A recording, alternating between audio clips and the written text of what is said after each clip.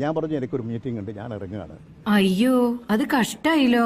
നിങ്ങളൊരു കാര്യം ഇവിടെ ഇരുന്ന് ചായയൊക്കെ കഴിച്ചിട്ട് പോയാൽ അപ്പോൾ അല്ല ഞങ്ങൾ ഇറങ്ങുകയാണ്. ഇത് ശരിക്കും നടന്നാണോ? വിശ്വാസം കഴിഞ്ഞില്ലേ? ചായ കുടിക്കാൻ അദ്ദേഹത്തിന്റെ പിടി ചായപ്പിടിയാണ്. പൂർവ്വകാല ബന്ധുവില്ലാത്ത ഒരാളെ വീട്ടിൽ പോയി ചായ കുടിക്കാൻ നിൽക്കുന്നത് ആരെങ്കിലും പോകും? ചായപ്പിടിയൊക്കെ എഴുതല്ലോ. നിന്റെ സ്വഭാവം എനിക്ക് തീരെ പിടിക്കുന്നില്ല കേട്ടോ. എന്നാ പിന്നെ നീ എന്നെ ഡൈവേഴ്സ് ചെയ്തേക്ക്. ഏതെങ്കിലും നിലവാരമില്ലാത്തവർ ഞാൻ അവരുടെ പടം വരാൻ വേണ്ടി കാണിക്കുന്ന ജാഗ്രതയാണിത്.